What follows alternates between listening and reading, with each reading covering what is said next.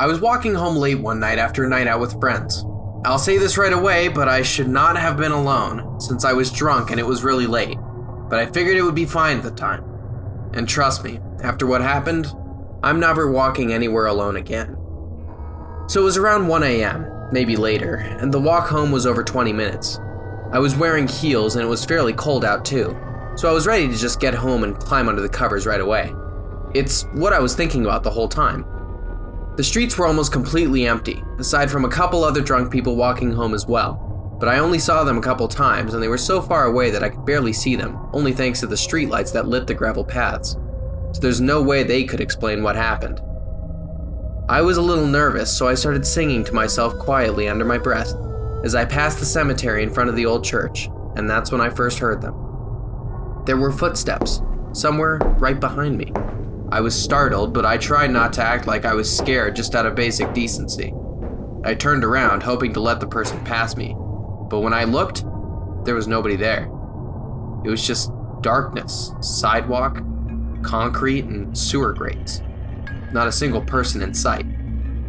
The footsteps stopped immediately after I turned around to look, so after a moment, I figured I was hearing my own echo and started walking again. Just as I suspected, the footsteps started again, right behind me, but something about them was off. I wasn't sure they were synced up with mine, but after a little bit they faded away and I started to feel more relaxed. I started singing again to calm myself down. After another half block or so, I heard the footsteps again, right behind me. This time I jumped. They were louder than before. I turned around and there was nobody, again. I got the courage to say, "Hello?" Barely louder than a whisper. Of course there was no response, and the footsteps had stopped. I started walking again. I would walk down this path dozens of times, and I'd never experienced anything like this before. But I thought maybe it had something to do with how barren the streets were. I'm not an expert in sound waves, and I wasn't back then either, so who knows, right? So I kept walking, and the footsteps started. They were heavy and totally out of sync with my own. I picked up the pace a little, and pretty soon they quieted it down and went away. I was getting close to my house when I heard them next, and they were loud. I screamed and stopped when I heard them. They continued even after I stopped, but then they stopped too. It just wasn't possible. No matter how much I looked around, I couldn't find who was making these noises, but there was no way. At this point, I thought I was hallucinating. I was drunk, but I wasn't that drunk, but apparently I was.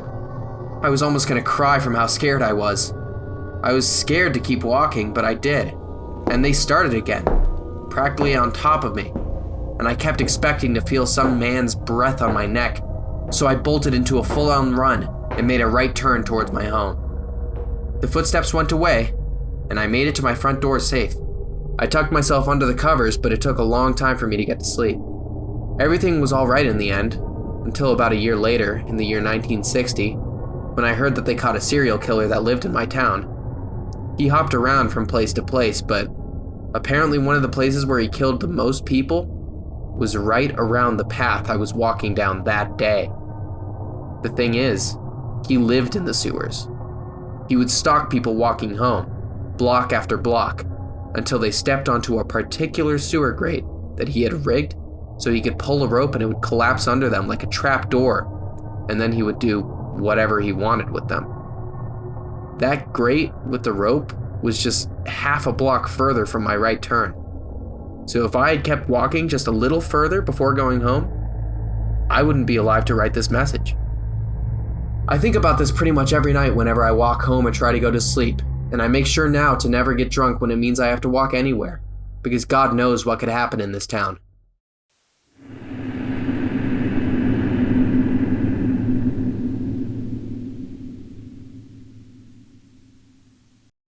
My family and I used to live in the same house, in the same town, for centuries. It was my grandparents' house originally, and then they passed it down to my parents, and then, when my parents died a couple years ago, it was for me and my siblings. I had a brother and a sister, and we weren't doing very well financially. We always wanted to have our family own this house, and there was no real reason to sell it because we lived in a small town that wasn't exactly very attractive to prospective homebuyers. And since we weren't doing well financially, that meant we weren't keeping the house in the best condition, or really keeping it in any condition at all. That's partially what led to this story and the worst week of my life. It began with a leak from the ceiling. Some disgusting brownish fluid was dripping down right in front of our front doorway, so we put a bucket under it. It smelled horrible, like sewage, but it only came and went. So we figured it must have been a problem with the house's pipes and sewage system. My brother still wanted to call a plumber, but I told him we should save the cash and wait until we could afford all our necessities before we started worrying about fixing up the house. So, the reason I'm telling you about the leak is because only one day later, my sister went missing. I think it was less than 24 hours. She told us she was going out that night, and that was the last time we heard from her. She never even said goodbye before she left. And she didn't come back the next morning. We were worried sick.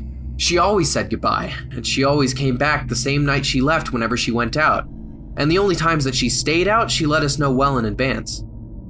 We decided we'd wait until the next day to file a report, since it was always possible she made some spontaneous plans and had no way to tell us about them.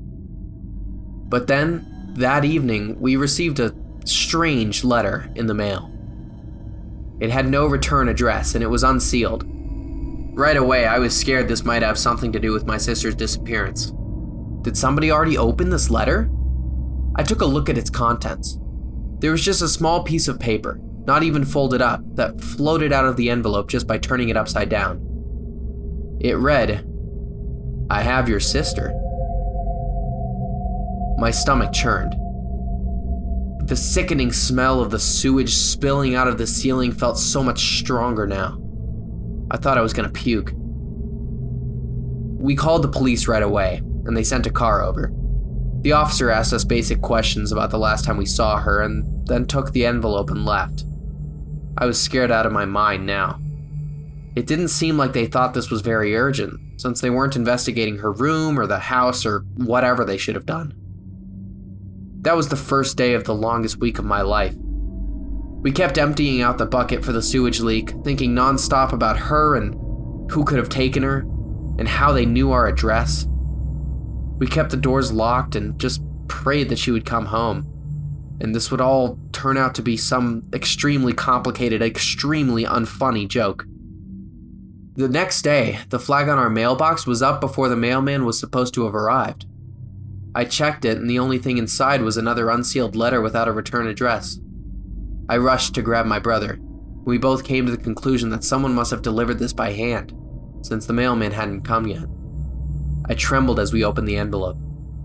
Again, it only had a small piece of paper. This time, it said, "I killed her."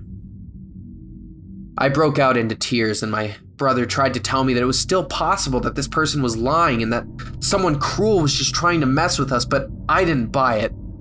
The sewage was driving me crazy. I felt like I was suffocating in my own house, surrounded by this filthy smell and the constant fear that someone hurt my sister and that someone was going to hurt me and my brother too. We called the police and they didn't even bother showing up. We talked to the neighbors and told them to come let us know right away if they noticed someone walk by and put something into our mailbox.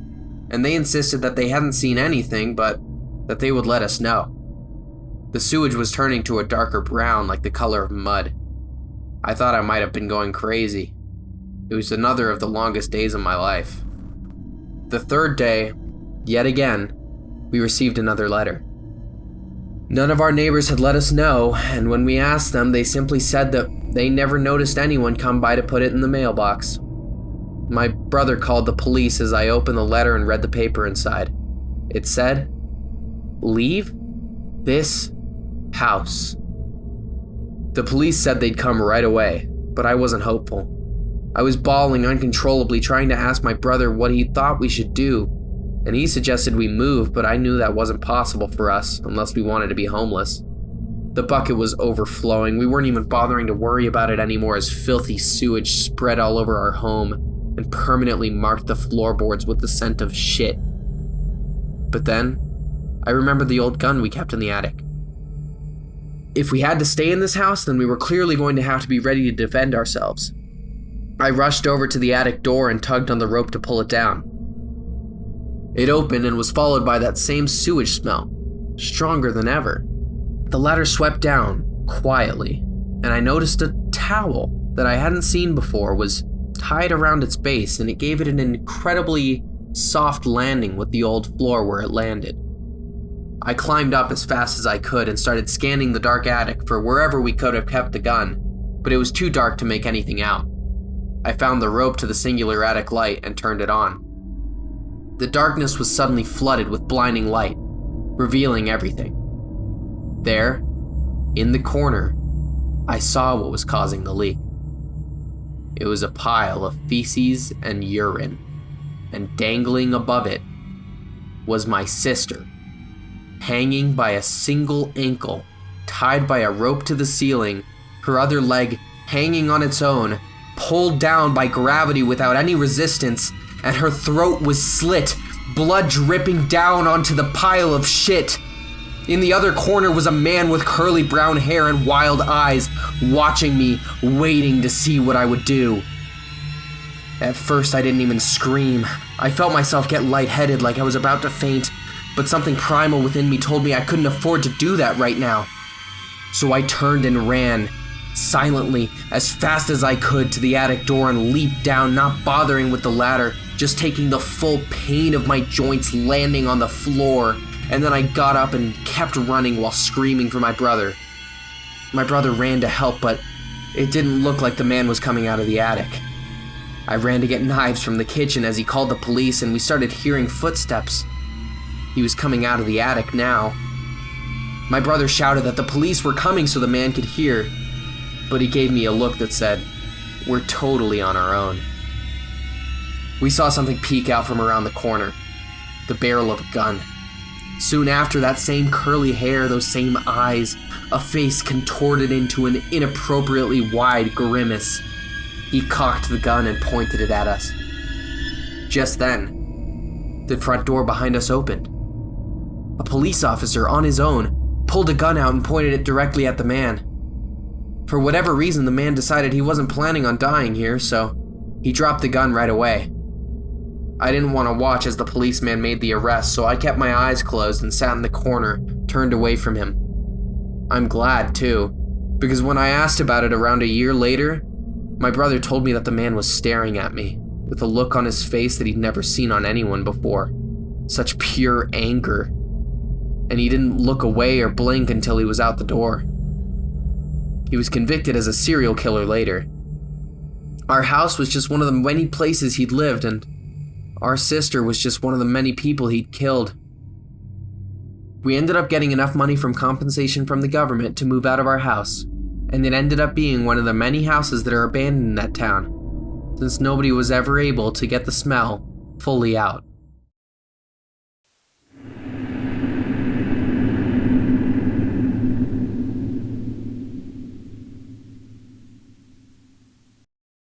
I used to be a correctional officer, and I spent a short amount of that period of my life working in a small prison in a small town called True. And though of course I have a lot of wild stories from my career, since I was basically exposed to some of the wildest people on Earth 24/7, I have one story from the time I spent in True that's the only story I don't fully understand. This is the extremely short period of time where one of the prisoners was a serial killer. Prior to his imprisonment, he killed all sorts of people. He was one of those rare killers that didn't really have a type. It seemed more like he did it out of an urge to do general violence and cause harm, rather than satisfy some horrible fetish or sense of vengeance. When I first met him, he was in one of the cells side by side with all the other prisoners, sitting and reading a book. I asked him what he was reading, and he said he didn't know, because the cover was missing, but that it was a really good book. "I missed reading," he said. "I was never able to find any books when I was outside. It's nice being able to read so much in here." I started bringing him books pretty regularly from that point on, just out of a morbid curiosity, and I guess I hoped that I could maybe come to change him. We talked about how he used to live in all sorts of places. He would hide in abandoned homes, under bridges, in other people's attics, and even spent a decent amount of time in the town's sewer system. I tried not to ask about the killings, mostly because I wanted to be able to keep interacting with the man without thinking about what he must have done to get in there. I wanted to be able to just see him as a man. There was one week where I wasn't able to get him a book, because my wife had given birth and I took the week off to take care of her. He looked happier than ever when I got back with a book in hand. His smile stretched across his old face, and I recognized for the first time that there was something off about the look in his bloodshot eyes. He had nice curly hair, but at this moment it reminded me more of spring spilling out of his head all at once. I held out the book for him and he reached out to grab it, but instead, his grip wrapped around my wrist. He pulled me in and I slammed my head against the bars, and then he clawed his hands around my neck and squeezed, shaking me back and forth, screaming like an ape having a tantrum. Thank God another officer immediately ran in to see what was going on, and the man let go of me. I watched as he was beaten, the officer caving his ribs in with his boot, and he was thrown into solitary confinement. I stopped bringing him books at that point, but I was still fascinated. I visited him in solitary and saw something black smeared across the walls. When I turned on the light, I saw that they were the shape of fists beaten bloody from pounding against the concrete. During the time where he was in solitary, it wasn't uncommon to hear him shouting and crying out, "I'm gonna kill you! I'm gonna fucking kill you!" to nobody in particular. When he had been in there for about a week, a threat of a cave-in was reported by the mayor. Cave-ins were common in this town, so the prison was evacuated. But when I tried to help transport the serial killer, I was told by the other officers that I shouldn't worry about it, and that I should focus on helping the other prisoners. We were all moved into trucks and started the drive across the state to an alternate facility. I never saw the serial killer again. I was told that he moved to a separate, higher security facility at that point. But I don't believe it. There's something about the way I was treated when I tried to get him that felt odd, like they really didn't want me to see what was going on with him. And when we were driving away, I looked out the window towards the prison and I saw a large group of people, most of them in guards' outfits, escorting a man with unmistakable curly hair, and leading the group was a tall, skinny young man in a suit, who I recognized as the mayor of True himself. That's the part I couldn't explain. Why would the mayor himself need to escort him? I've tried searching the serial killer's name in various directories and I found nothing. If he really is in some prison in the US, it's being kept secret for some reason. I don't know. I just don't know.